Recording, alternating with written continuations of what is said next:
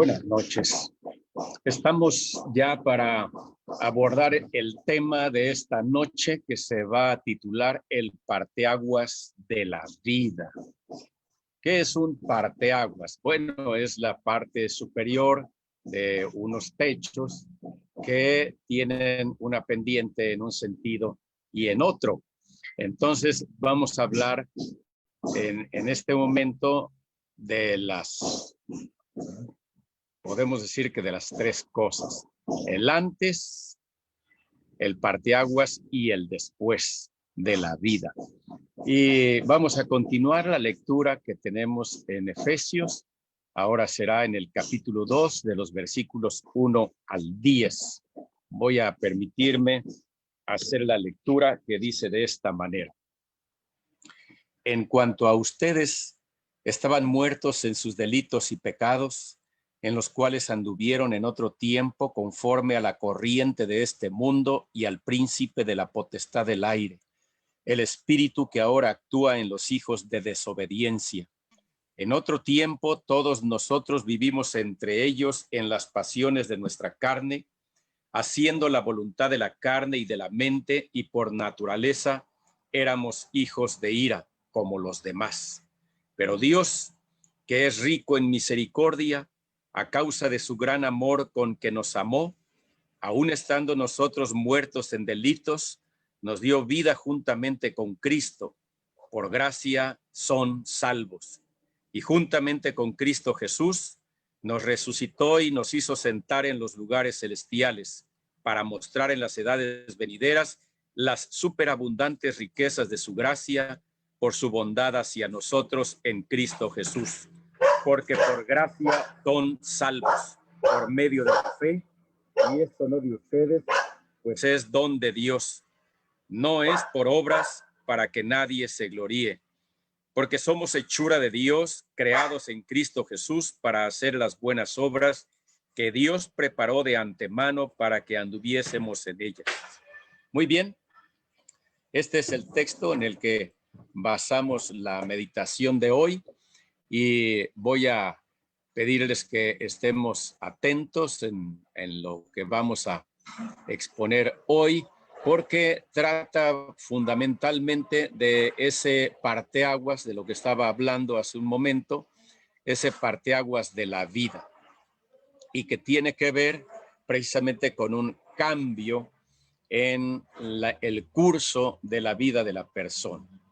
Así es que aquí hay un antes y hay un después, y entre este antes y un después hay un parteaguas, un caballete también conocido, donde en un sentido corre el agua y en el otro sentido, pues prácticamente en el sentido contrario del otro también. Encontramos en este pasaje que recién leímos ese antes y luego el parteaguas y después el después. El antes está entre los versículos 1 y 3. ¿Qué dice la Escritura respecto del antes? Empezamos observando la palabra ustedes. Ustedes. ¿A quiénes ustedes se refiere la Escritura?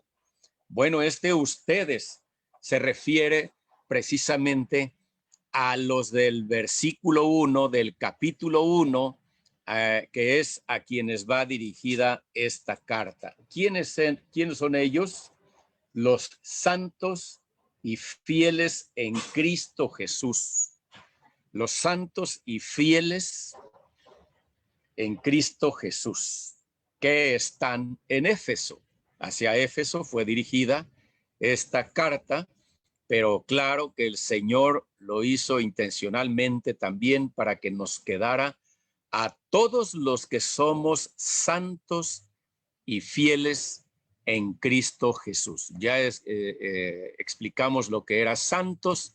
Ahora, respecto de la fidelidad, los fieles, pues son los que jamás abandonarán la fe en Cristo Jesús. Siempre seguirán al Cordero, como dice Apocalipsis, por todos lados los siguen. Estos son, pues, los santos, los apartados del mal, los apartados del mundo para Dios, y los fieles que siguen a Cristo Jesús. Pero hay más cosas que nosotros encontramos en el capítulo 1 y que ya predicamos, que ya reflexionamos sobre él. También en los versículos 4, 5, 10 y 11 encontramos a los predestinados. ¿Recuerdan? A esos predestinados, a los que ya creyeron en Cristo Jesús, Dios los predestinó para algo. A esos se refiere con el ustedes. Pero además en el versículo 13 se habla de los sellados con el Espíritu Santo. Pues esos son los ustedes. Todos aquellos que han sido sellados con el Espíritu Santo, porque han creído en Jesús. Es decir, el creer en Jesús es una entrega total a Él, y de ahí se viene como en cascada todo lo demás. El asunto de la predestinación, el asunto de la fidelidad, el asunto del sello con el Espíritu Santo, y también las superabundantes riquezas de las que hablan los últimos versículos del capítulo 1, para todos los que creen, para los que creen, las superabundantes riquezas de su gracia. Y esa palabra gracia la vamos a encontrar aquí repetida en estos 10 versículos que tenemos. La vamos a encontrar entre ellos y va a ser fundamental. Prácticamente ahí encontramos pues una acción de Dios como el parteaguas en ese correr de la vida del antes para luego tener un después. Entonces, en este antes encontramos, dice la Escritura, que antes, ustedes, antes, los que habían creído, los fieles a Cristo Jesús, antes estaban muertos en sus delitos y pecados. Voy a estar usando el verbo así como está en cuanto a esta expresión de el plural de la segunda persona, y también aquí como vaya manejándose el plural de la tercera persona, el nosotros. Bueno, dice el texto en principio ustedes, refiriéndose como desde lejos, porque Dios usó al apóstol Pablo desde lejos para escribir esta carta, refiriéndose a ellos. Pero más adelante se va a involucrar también él y todos los que hemos creído. Dice, estaban muertos en sus delitos y pecados. Vamos a ir viendo estas palabras que son muy importantes. Le vamos a dar su tiempo. Muertos, muertos. ¿Han oído hablar de la palabra necrología, que tiene que ver con el estudio no exactamente de los muertos, pero sí de todo lo que hay alrededor de la muerte, de cuando alguien va a morir? Bueno, pues necros es muerto. Eso significa necros y está así en el texto original. Necros, estábamos muertos. ¿Muertos en qué dice la Escritura? En nuestros delitos y pecados, o necros, pues, porque también la pronunciación en el griego sería necros, pero nosotros en español pues no lo pronunciamos así, decimos necrología. Bueno, delitos, ¿qué son? ¿A qué se refieren? Porque dice delitos y pecados, como diferenciando las dos. A veces el delito es sinónimo de pecado y el pecado es sinónimo de delito. Sin embargo, aquí se están usando dos palabras diferentes. Para delitos se refiere a las ofensas que hemos hecho contra Dios. Entonces estamos muertos en esas ofensas contra Dios. También esta palabra significa caer, derrumbarse, y sí, es la caída, es la desobediencia a Dios, esa ofensa que le damos a Dios cuando lo desobedecemos. Ese es un delito, y son muchos los delitos que se cometen antes, desde luego, antes del parteaguas, antes. Otra vez podemos imaginar esos dos techos inclinados, ¿verdad? Entonces, un antes. En ese antes, muchos delitos, muchas ofensas contra Dios se cometen. Y luego dice pecados, amartía, ese es otro término distinto del de delitos y significa fallar, no atinar. Aplicaban normalmente cuando un arquero tensaba su arco, lo entesaba y disparaba y no le atinaba al objetivo. Entonces era fallar al objetivo. Esos son los pecados. Pecado esta es la palabra que más se utiliza para pecado y quiere decir que nosotros fallamos. Aparte de ofender a Dios, queremos hacer lo recto delante de Dios y fallamos, pecamos, le atinamos donde no debiéramos. Y bueno, peor sería decir que el arquero intencionalmente no quiere dar en el blanco, tira para otro lado. Bueno, pues eso es como un absurdo. Pero aquí podría ser más la intención de que el hombre trata de dar en el blanco, pero no es capaz de dar en el blanco. Es decir, no es capaz de vivir una vida conforme a lo que Dios quiere. Entonces falla y falla y falla. Peca, peca y peca. Y ofende y ofende y ofende a Dios. Vean la gravedad de la situación de lo que dice aquí. Ustedes antes así estaban, muertos, y claro, muertos, porque la paga del pecado es muerte, porque el que peca es digno de muerte, entonces está considerado muerto, muerto delante de Dios. Ahora bien, más adelante dice, en los cuales, en esos delitos y pecados, en los cuales anduvieron en otro tiempo, ese andar, esa conducta, que es por extensión lo que esto significa, una conducta como constante de andar en eso. Por allá, el Salmo 1:1 dice, bienaventurado el varón que no anduvo en consejo de malos, ni estuvo en camino de pecadores. Bueno, aquí una referencia así es que, ¿quién es bienaventurado? Pues, si todos pecamos, todos anduvimos en nuestros delitos y pecados. Bueno, la bienaventuranza tendrá que reservarse hasta que llegue el perdón de Dios y entonces se cambie de dirección. Pero mientras aquí dice esa actitud de andar en esos delitos, en esos pecados, conforme a la corriente de este mundo y al príncipe o gobernador, como un sinónimo de la potestad del aire. Ese gobernador de la potestad del aire se refiere a Satanás, se refiere al enemigo de Dios. Y el enemigo de Dios ofrece una variedad grande, enorme para el ser humano, para que allí ande en sus delitos y en sus pecados. Así como Dios es rico en misericordia, el enemigo de Dios, la potestad del aire, es rico en delitos y pecados que ofrecer al ser humano. Abunda.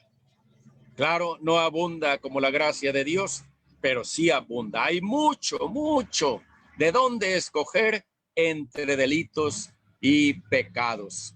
Así, siguiendo esa corriente, pues esa exhibición que se da y que el mundo se va tras esa exhibición porque le es atractiva, porque así lo plantea el príncipe de la potestad del aire y así lo planteó delante de Eva ya en el Edén, como haciendo atractivo el fruto y más que el fruto, atractivo desobedecer a Dios que había dado una instrucción clara. Y sigue existiendo ahora con una variedad cada vez más amplia a medida que el mundo progresa. Va en un detrimento de variedad de delitos y de pecados. Hay mucha imaginación, mucha invención de parte del mismo ser humano para andar lucubrando, inventando qué otros males hacer y cómo ofender también a Dios. Y hay mucha más variedad también para no atinarle al blanco, no a andar conforme a los caminos de Dios, fallarle y fallarle a Dios. Ciertamente que a medida que la humanidad avanza hacia una, entre comillas, civilización mayor, en contraste, avanza también en una variedad increíble de delitos y pecados que ofrecer.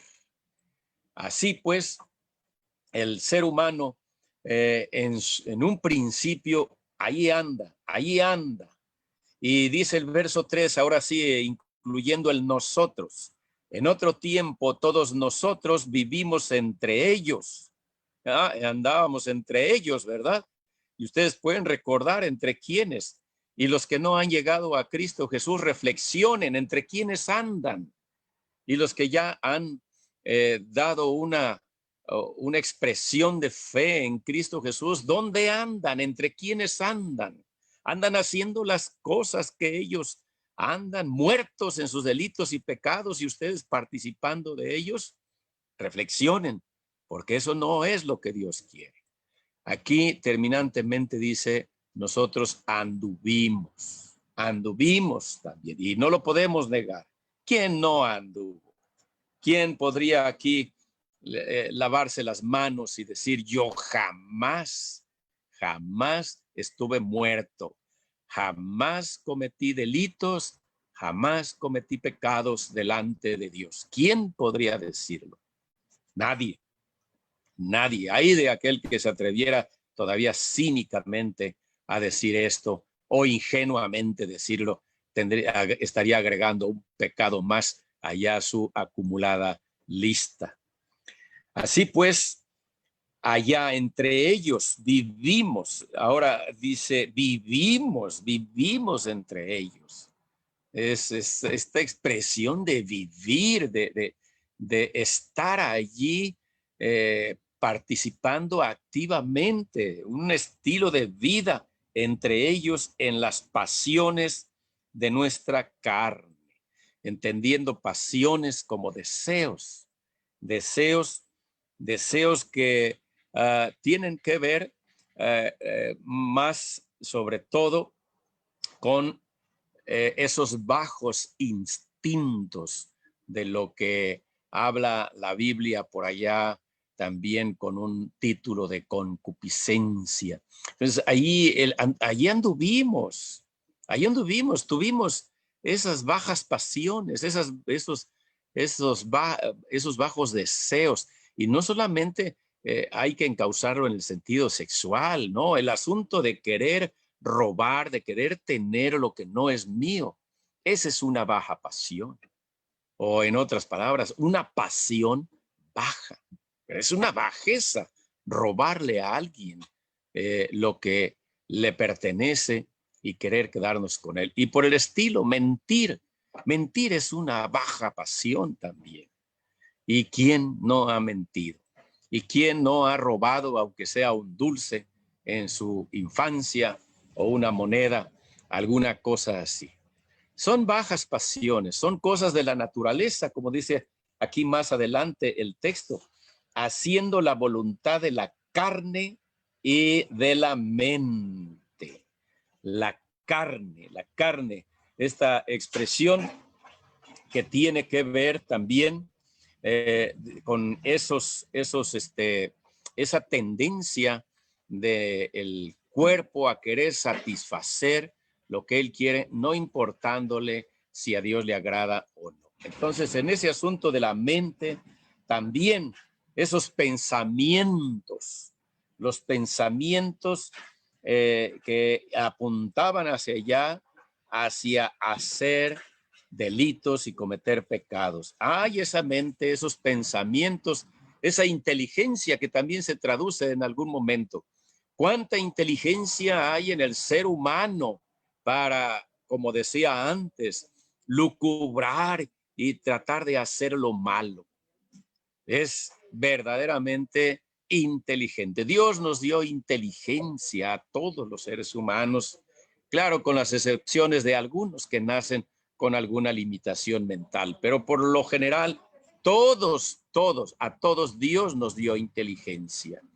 Y estamos con el libre albedrío de usar esa inteligencia para lo malo y para lo bueno también. ¿Cuántos no son muy agudos en su pensamiento para lo malo, para inventar, para planear, atracar un banco, por ejemplo, y cometer fraudes tan bien diseñados, robarle a alguien su coche sin necesidad de usar armas, ¿verdad? Con la pura inteligencia se puede envolver a alguien y robarle su auto.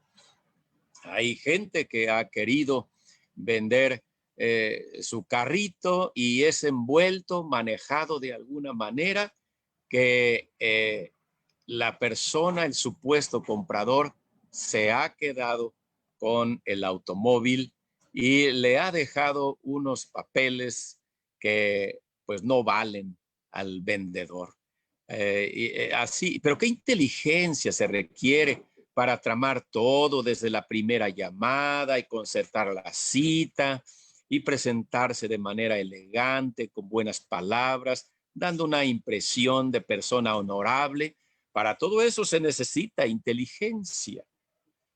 Pero qué tristeza que se apunte hacia el parteaguas, y voy a poner mi mano izquierda, ¿verdad? Como acá, de la parte mala, hacia la parte negativa. Acá está esa inteligencia.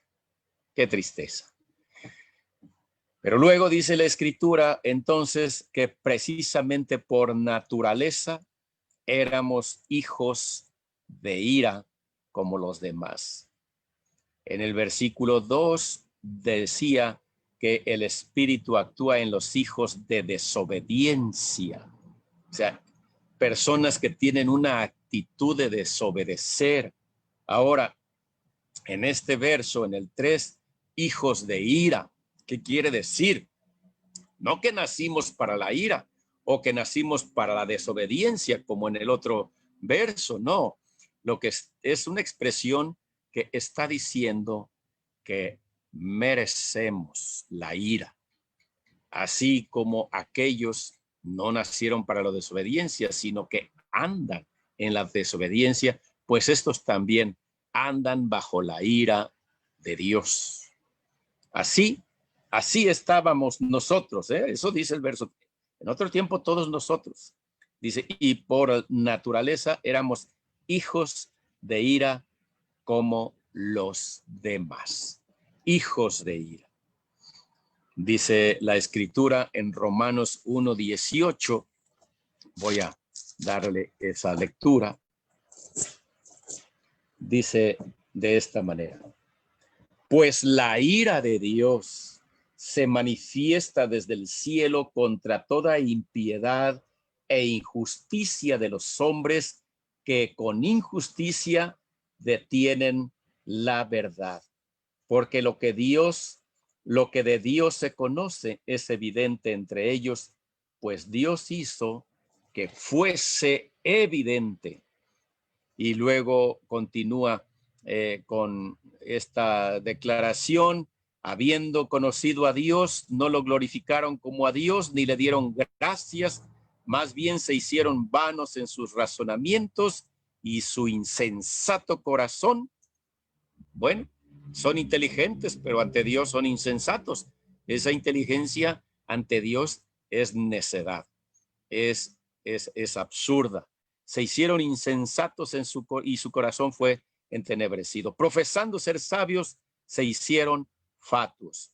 profesando ser sabios, porque sí se creen inteligentes. Nos creíamos inteligentes.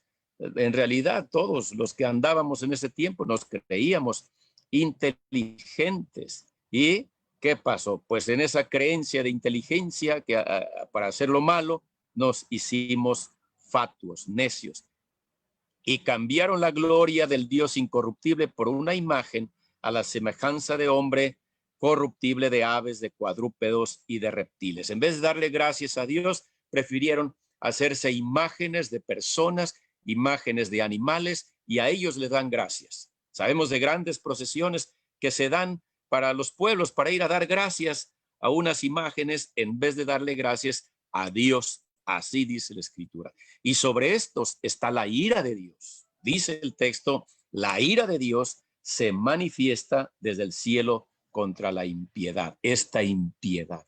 Bueno, pues éramos hijos de ira. Éramos hijos de ira. Todos los que hacen imágenes y se rinden entre ellas y les piden a ellas, están bajo la ira de Dios. Ahora, muchos de nosotros quizás nunca nos rendimos ante unas imágenes, nunca les rendimos culto, cierto, pero hacíamos otras cosas que también nos ubicaban para estar bajo la ira de Dios. Entonces, no es solamente el asunto de las imágenes, pero deben saber los que me están escuchando que el rendirle culto a las imágenes, en vez de rendirle culto a Dios, eso los coloca bajo la ira de Dios. Luego dice el texto, más adelante, pues sí, estamos en esta parte del declive, ¿verdad? En el techo, que es negativo. Entra en acción en este momento el versículo 4, que sería ya el parteaguas. Entonces, allá andábamos. Éramos hijos de ira como los demás. Ahora ya no lo somos, porque hemos abandonado todo eso. Todo aquel que abandona sus prácticas de lo que sea, idolatría, mentiras, borracheras, herejías, hechicerías, maledicencia, inmoralidad sexual, como homosexualidad, lesbianismo, todas las personas que abandonan esto, creyendo en Cristo Jesús para vivir una vida nueva, dejan de estar bajo la ira de Dios. Esto es maravilloso. Allí entra Dios, entra el parteaguas, pero Dios, quien es rico en misericordia, a causa de su gran amor con que nos amó, y este amor es el amor de Dios, el amor sublime. Aquí el amor en el texto original pues es el agape, ¿verdad? Es el amor de Dios, el mayor amor que puede haber. Ese gran amor, dice, con que nos amó. Y en los dos casos se trata del agape. Ahora, cuando dice rico en misericordia, es cuando entra este asunto de que por más ricamente que hayamos pecado, es decir, que hayamos acumulado tanto y tanto pecado, tanto y tanto delito, por más que hayamos llegado a poseer todo ese contenido en nuestro ser nauseabundo, muerto, ¿verdad? No iba a poder con la riqueza de Dios, ¿verdad? Por eso Dios es mucho más rico y dice, Él es rico en misericordia a causa de su gran amor. Es decir, por el gran amor con que nos amó, Él es rico en misericordia, tiene misericordia de nosotros. Allí entra la misericordia de Dios y nótese el contraste de la palabra entre ira del versículo anterior y misericordia y amor de este verso 4. Sí, estábamos bajo ira de Dios y merecíamos la ira de Dios. Dios estaba enojadísimo con nosotros, pero por el gran amor que nos tenía, por ese gran amor. Entonces, en vez de ira, Él proyectó misericordia, una riqueza de misericordia.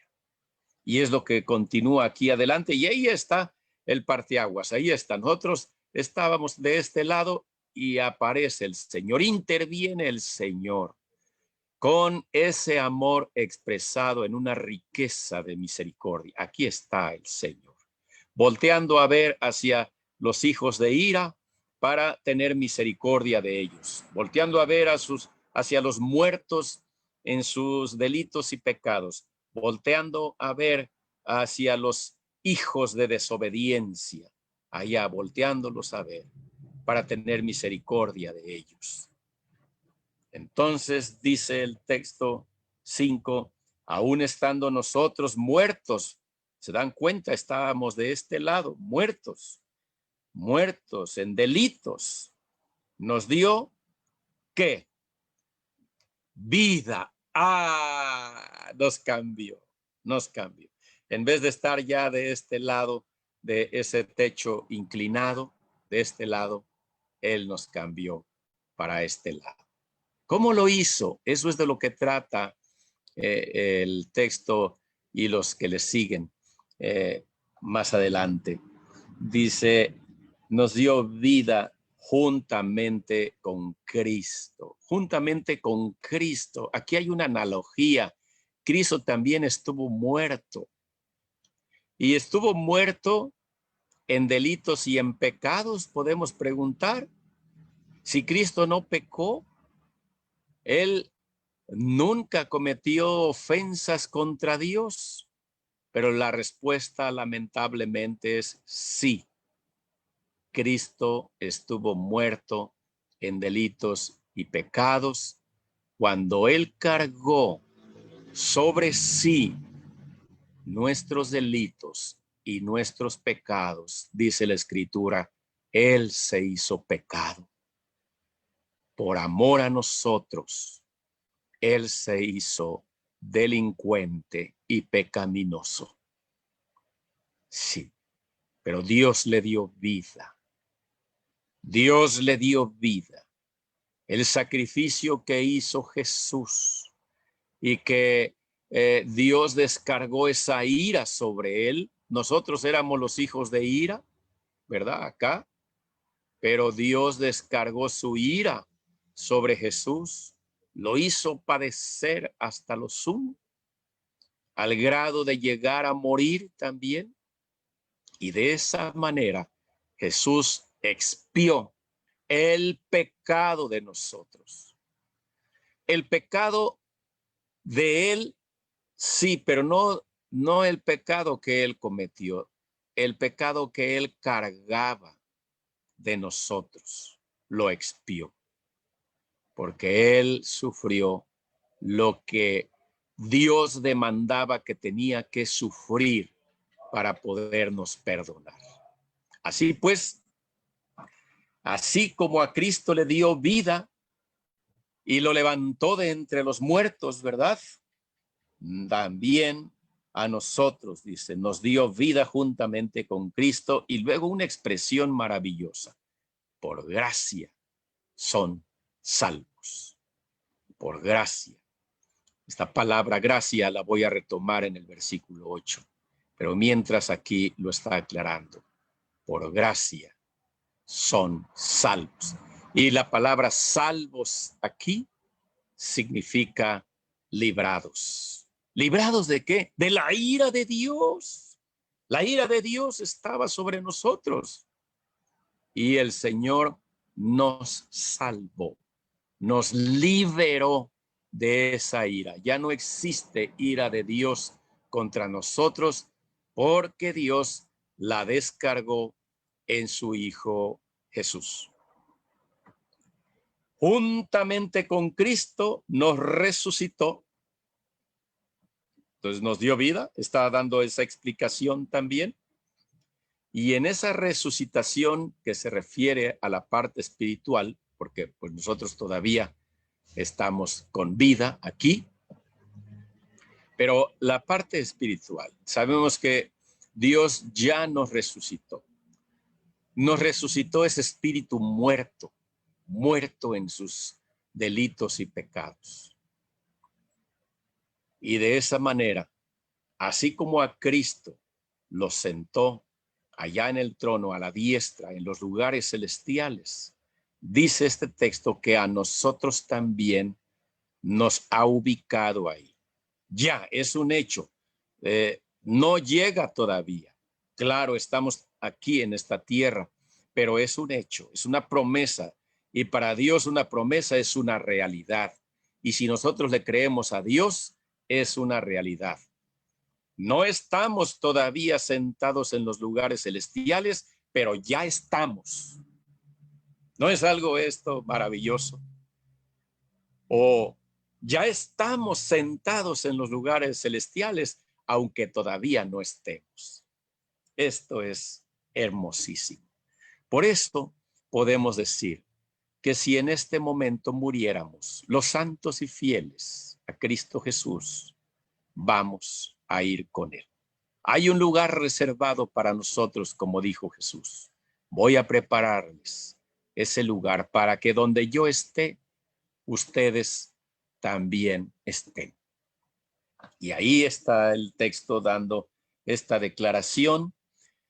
Y dice el texto también que hay un propósito, que es mostrar en las edades venideras.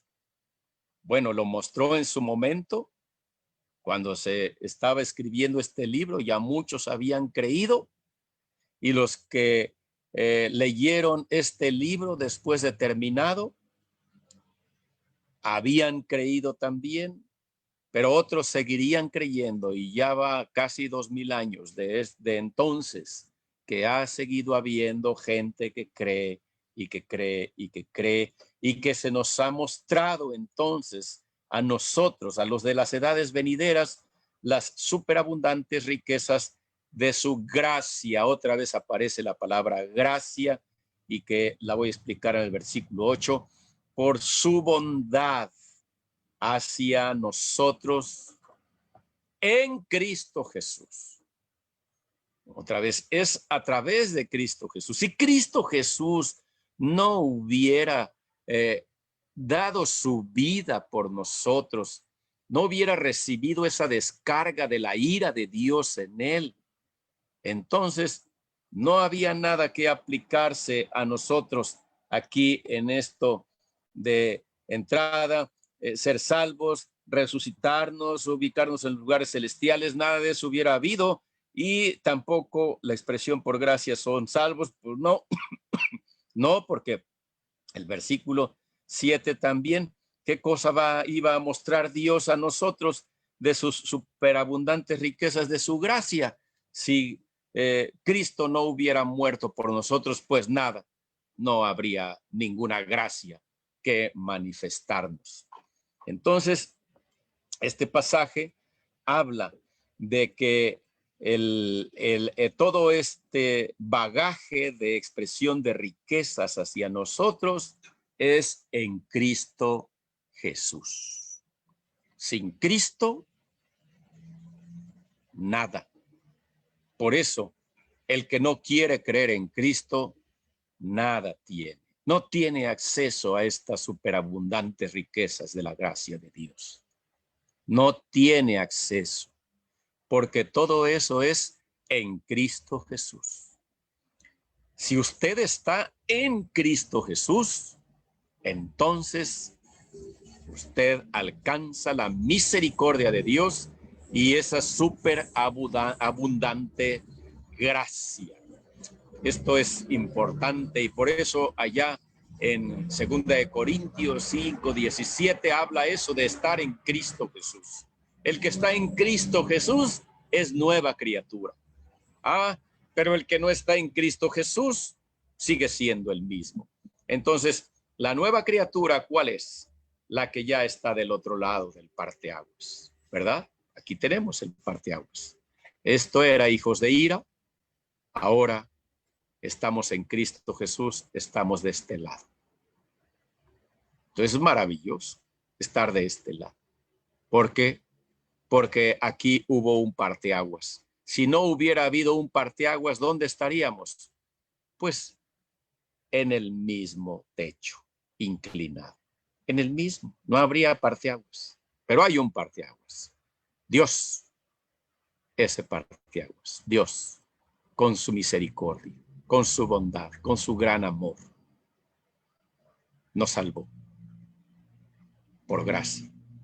Nos salvó en Cristo Jesús. Sin Cristo, otra vez en esta analogía, usted no puede estar de este lado.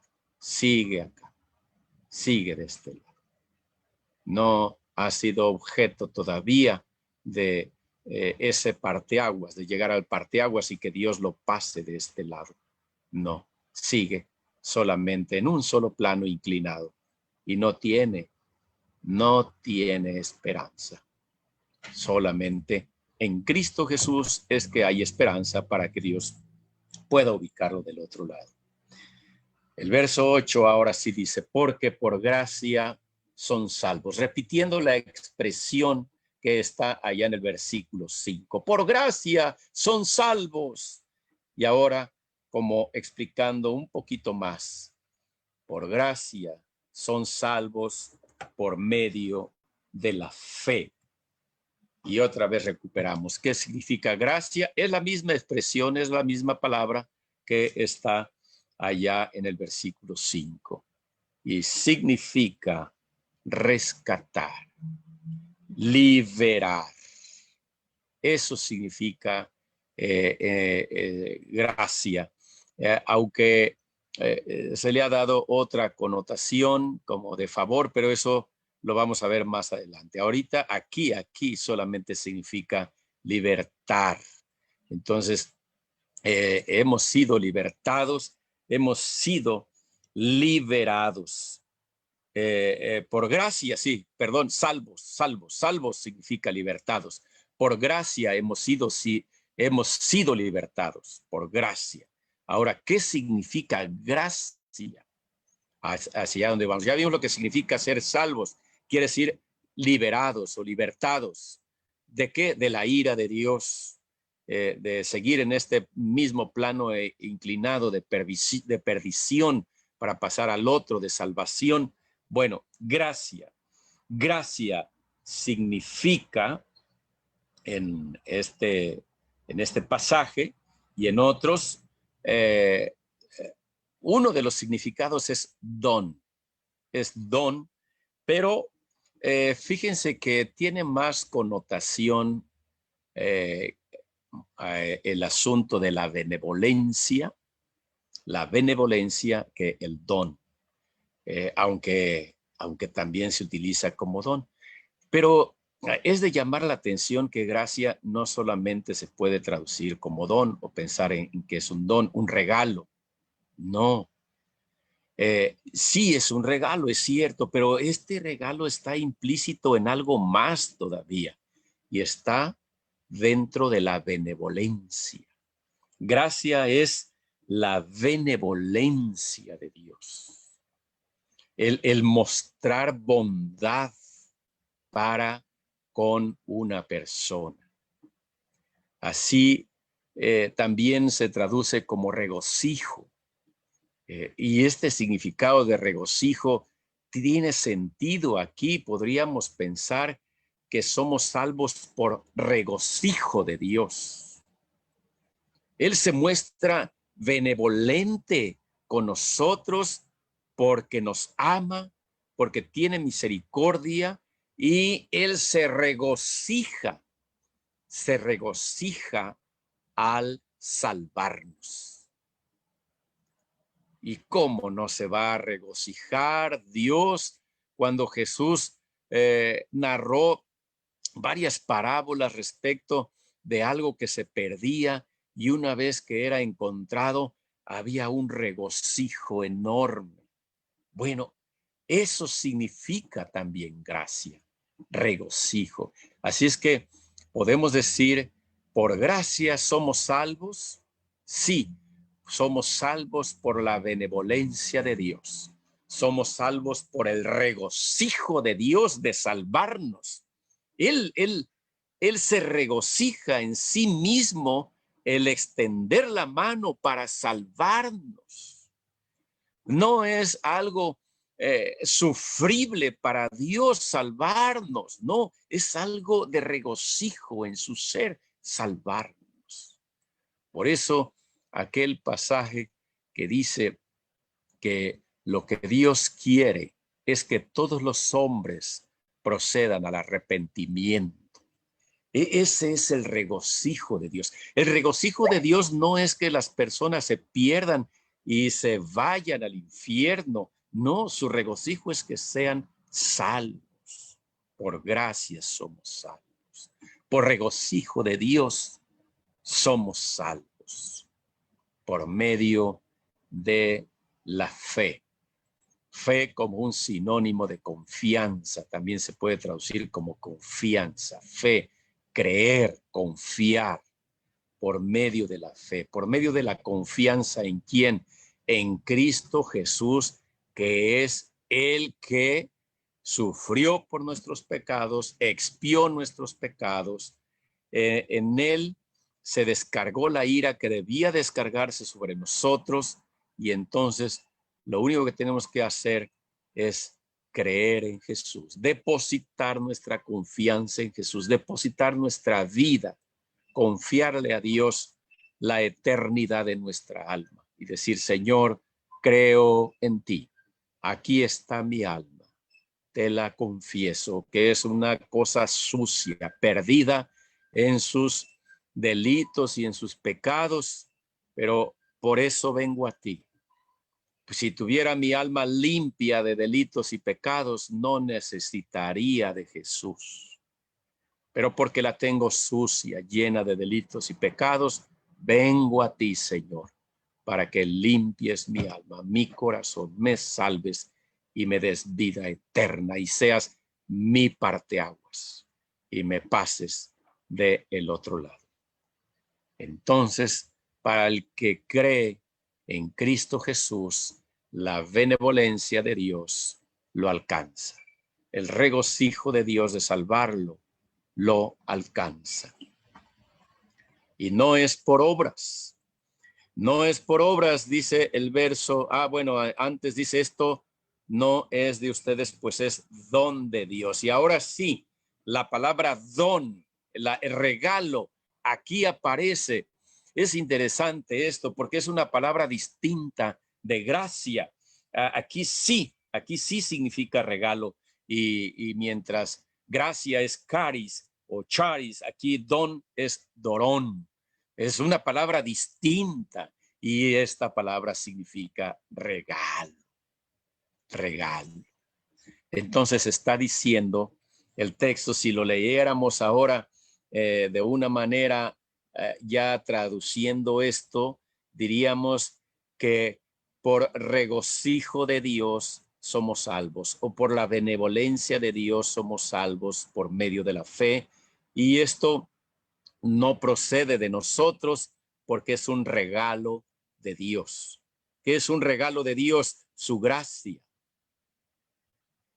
¿Qué es un regalo de Dios? Su salvación. Por gracia somos salvos. Es don de Dios, es regalo de Dios la salvación. Ahora sí, podemos entender eso y separar y entender que charis no significa exactamente regalo, pero sí es un regalo porque lo expresa más adelante el mismo texto. Es un regalo. Si ustedes pueden cambiar la palabra don por regalo para entenderlo mejor, pues pueden cambiarlo allí, poner una nota, ¿verdad? No digo que tachen don y pongan regalo. No, bueno, don significa regalo, pero muchas veces nosotros no captamos el significado de don como regalo. Entonces, podemos nosotros cambiar esa expresión porque es sinónimo, don y regalo. Es regalo de Dios. Entonces, por eso dice, no es de ustedes. Ser salvos No es de ustedes, es regalo de Dios. Es regalo de Dios. Y todavía enfáticamente en el versículo 9 dice, no es por obras para que nadie se gloríe. No es por obras. Entonces, ¿cómo es? Es por regalo. Es por regalo. Es por regalo de Dios. Es por gracia. Es por regocijo de Dios. No es por los trabajos. También obra se puede traducir como trabajos. Como si yo tuviera que hacer un trabajo para ganar la salvación. ¿Qué trabajo me manda, Señor, que haga para ser salvo? No, no, no. Aplácate. No es por trabajos. No es por obras. Es porque yo quiero. Yo me regocijo en salvarte. Yo te doy regaladamente mi salvación, que es un regocijo. Solamente cree en Jesús. Cree en mi Hijo y entonces yo te otorgo la salvación regalada porque es mi regocijo. Entonces no tienes que trabajar. Ahora, si el ser humano tuviera que trabajar para la salvación, ¿quién se regocijaría? El ser humano. Porque diría, ¡wow! Lo logré, tuve éxito, me regocijo en ser salvo porque logré con mi esfuerzo salvarme. Y es como aquel campeón que venció en las luchas o en el box o cuando alguien mete un gol y se regocija por lo que hizo, sí, lo que logró. Y claro que, ¿cómo no se va a regocijar? Pero aquí en la salvación no hay regocijo porque yo trabajé para salvarme. Hay regocijo en Dios para salvarme y hay regocijo en mí porque Dios me salvó. Ahora, en un juego de palabras diría, Dios se regocija en salvarme y yo me regocijo en su regocijo. Es distinto. Me regocijo en su gracia. Me regocijo en su regalo. Ahora, más adelante, termina diciendo que una vez salvos, porque dice, somos hechura de Dios, ya esa hechura de Dios nos ubica de este lado, ¿verdad? Antes estábamos acá, llegó el parteaguas y ahora estamos acá. Voy a retirar esta manita porque ahora ya estamos de este lado. Ahora aquí, ¿para qué nos hizo el Señor hijos suyos, como dice Juan 1:2? No, porque Él nos hizo sus hijos cuando creímos en Jesús. Nos hizo para buenas obras. ¿De acuerdo? Entonces ya estamos acá. Ahora hay que actuar en buenas obras, en buenos trabajos, hacer trabajos buenos. Pero ya estamos acá. No es para estar acá, sino porque ya estamos de este lado. Es que vamos a hacer buenas obras, porque así lo predestinó el Señor. Aquí cabe otra vez ese concepto de la predestinación. Así lo predestinó el Señor, que los que creyéramos en Él, que Él nos hiciera nuevas criaturas, anduviéramos en buenas obras, dice, porque esas que Dios preparó de antemano, ¿verdad? Ahí está el concepto de predestinación también, que Él preparó de antemano para que anduviéramos en ellas.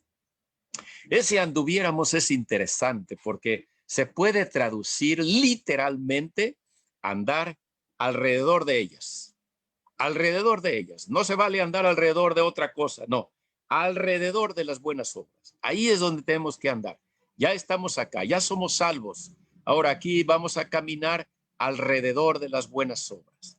Alrededor de las buenas obras, ¿para qué? Pues para trabajar, trabajando en las buenas obras. Porque eso es lo que Dios predestinó para los que somos salvos. Andar en las buenas obras. Entonces, las buenas obras no nos salvan. Las buenas obras son para cuando ya somos salvos. Y no podemos menospreciar las buenas obras, como diciendo, entonces las buenas obras no importan. Claro, no importan para salvación, no importan para ser salvos, no valen, no tienen ningún valor las buenas obras. Pero ya salvos tienen un alto valor porque Dios las preparó de antemano. Entonces, el corazón de Dios, que andemos en buenas obras. Luego, entonces, aquí sí tienen valor. Aquí, ya siendo salvos. Que Dios nos bendiga. Nos vemos el domingo y continuaremos con los siguientes versículos de este capítulo. Piensen en esto los que todavía andan luchando, tratando de ser salvos. Piensen en que no lo van a lograr jamás.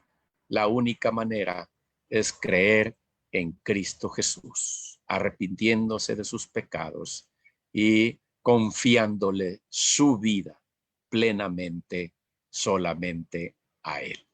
Que Dios nos bendiga.